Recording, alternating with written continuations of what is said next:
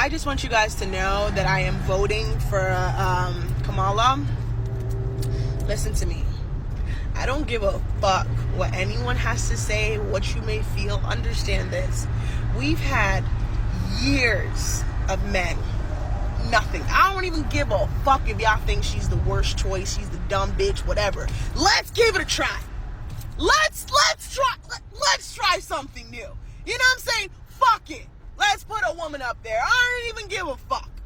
Let's do it. Let's try it. Am I happy that she's black? Yeah. I am. I think that is the perfect way to offset it all. A black woman being the first fucking president of the United States is legendary. Trump and his team ain't playing that one. They ain't see that one. I registered. I'm voting. I don't really care what your political views are. The bottom line is, are you interested in being on the right side of history? Like, that is the question. Are you interested in being a part of a history-making election? That is where the conversation needs to start and stop with me. I don't want to hear shit about the issues. I don't want to hear shit about the price of groceries. I don't want to hear shit about we was almost in a recession. I don't want to hear shit about shit. And for all you people that's already talking about voting for someone because they're black for president is wrong. It's absolutely not wrong. I want y'all to keep that same energy when black people are fighting for fair housing, when we're fighting for health care, when we're fighting for everything. Everything happens to black people all the time, and no one bats an eyelash. So shut the hell on up and do what y'all supposed to do. And if you got on that weak shit, I don't want to hear it. I really don't want to hear it. Like, just don't even talk to me. Okay? Don't do it. Gosh, something wrong here.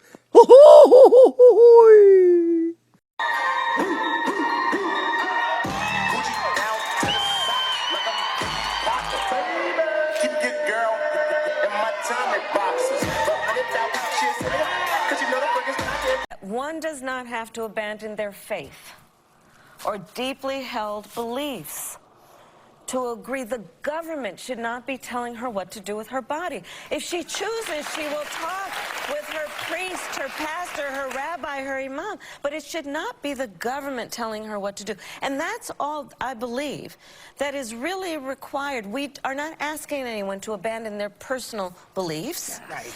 It's just that the government should not, and in this year of our Lord 2024, the government should not be telling women what to do with their bodies. And so it's that basic.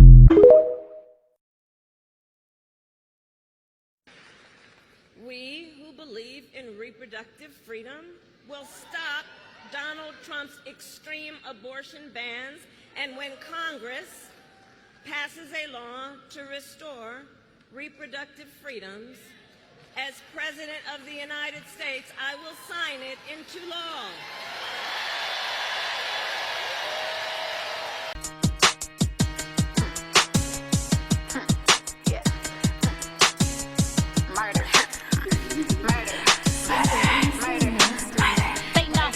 I'm BDF, nigga, baby daddy free. That mean I ain't got a nigga, baby, coming out of me. So I'm ABORTING.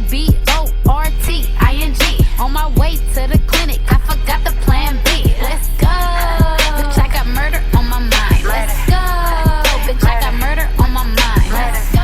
Yeah, bitch, I got murder on my mind. Let's go. Murder. Bitch, I got murder on my mind. I forgot the plan B. Ain't no nigga cuffing me. You can't put me on the shelf, bitch. I'm outside with the team. All these bitches having babies, but that ain't finna be me. Said he wanna settle down. Niggas selling all these dreams. He got 1 kid, 2 kid, 3 kid, 4. Bitch, he cheaper by the dozen if his ass have any more. And I'm only 25, still got a couple years to go. I don't need a babysitter, cause this baby gotta go. It's a shortage on the milk, and them diapers be expensive. I ain't tryna be a MILF, so I swallow all his children. I got hyphy in my blood, so you know I'm big pimpin'. Niggas tryna fall in love, tell them niggas I ain't with it. I done took care of niggas, now it's time to care for me. Rearrange the alphabets and skip the L's, I'm a P. I be on these bitches next, they like Nick, I can't breathe. VVS is in my Cuban, and my wrist is AP. Let's go. Yeah, bitch, I got murder on my mind. Murder.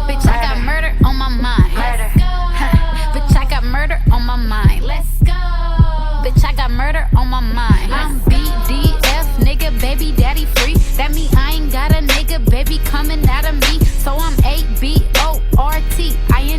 On my way to the clinic, I forgot the plan B. Let's go. Murder. Murder.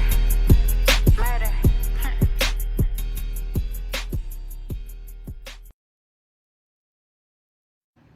I think our children will ask where you were on July 21st when Kamala Harris became the first black woman candidate for a major party to be nominated to run for president. I was on Zoom with 44,000 other black women who are all focused on getting this woman to the White House. I can't even tell you where the call started because they didn't make it for the beginning, and partly because it was so packed, you couldn't even get in. Like, the freaking fire marshals of Zoom were like, no more, we're at capacity. So I guess some calls were made, and they ended up letting additional people in because, like, I was trying to get in, and it was just like waiting. And I later found out that they actually had to call it the COO of Zoom because they just know the COO of Zoom, and they ended up letting them in. So we got to 45,000 people on this call. The call was hosted by an organization called Women with Black Women, and I had actually never heard of them before. But I did hear like whispers about these like calls that people were getting on like Sundays, and I didn't really know what was going on. Black women get involved, especially in politics, you definitely win. Look at Obama. And on the call within a 90-minute span of time, they raised over $1 million. And I believe, but I could be wrong because I've heard different numbers, but yesterday Kamala Harris altogether in small donations raised over $50 million. And what's interesting is the record for most donations right now, I think, is held by Donald Trump. So the day he was convicted as a 34-time felon, I think he raised $70 million in a 2-day time period. So we still have another 24 hours, Kamala. I think we're going to reach it. I think we're going to beat it. But it's just interesting that we have a man that has committed crimes and has a party that is supposed to support law and order, that is supposed to support family values, and that is supposed to support morality. And they literally give him the most money he's ever gotten because he was convicted as a felon. It just randomly gets me thinking about the Southern strategy and how the valence of the party switched. The Democrats became more liberal and the Republicans became more conservative. And how now, like, low-key, Democrats, are we the party of morality now? And no longer the party of hippies that smoke weed in the woods? Anyway, this Zoom call shows the importance of preparation and practice. These women have been doing this call every single week for 4 years. And now, on a Sunday, right? Sunday, the presidential candidate for the Democratic Party said, we're not doing this anymore. I'm not doing this. By midday, they were saying Kamala. There were Kamala whispers. Then by the evening, it was Kamala, right? And they were on the call, ready, raising money. Thousands upon thousands of women were there. Anything can be done. And as far as I know, there weren't any no one was like doing major PR bursts and marketing bursts to get people to come to this call. People came because it was an important thing that they wanted to do. People send it to their girlfriends. People send it to their friends, their coworkers, their people. I was sending links to people who weren't even on the call, like, donate money. You can't make the call because you're busy, you're doing something else. Where's your credit card? So at the end of the day, it's time. All right. I understand that not everybody likes everything about every candidate, and there's going to be things that you're not going to fully love about Kamala. But what's the alternative?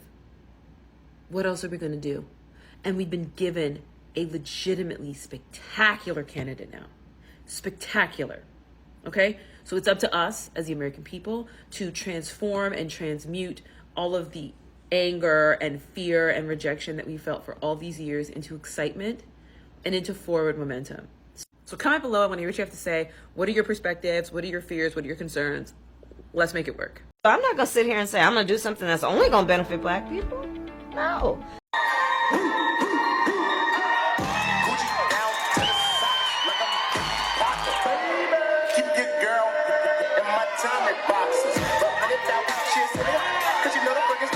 I'm not going to sit here and say I'm going to do something that's only going to benefit black people. No.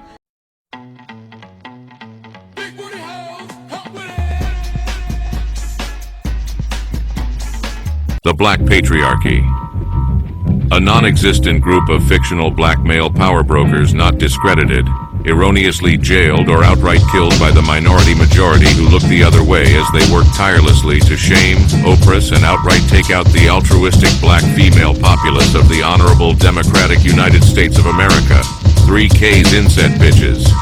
These evil wealthy members of the black patriarchy are the sole reason for all the ills of the black community, walking, talking, holding down jobs, and doing everything up to and including giving their very lives in service to their baby mamas and baby's motherfucking kids.